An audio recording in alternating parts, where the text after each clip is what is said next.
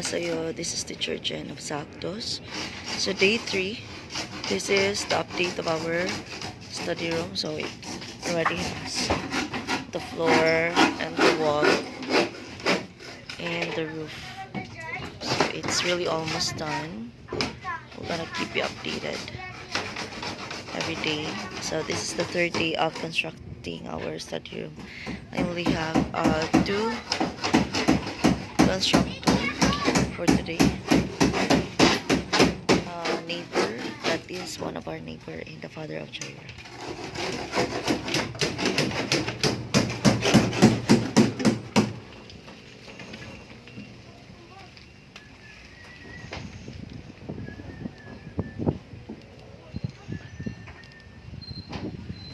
Korea channel, 감사합니다 for our study room.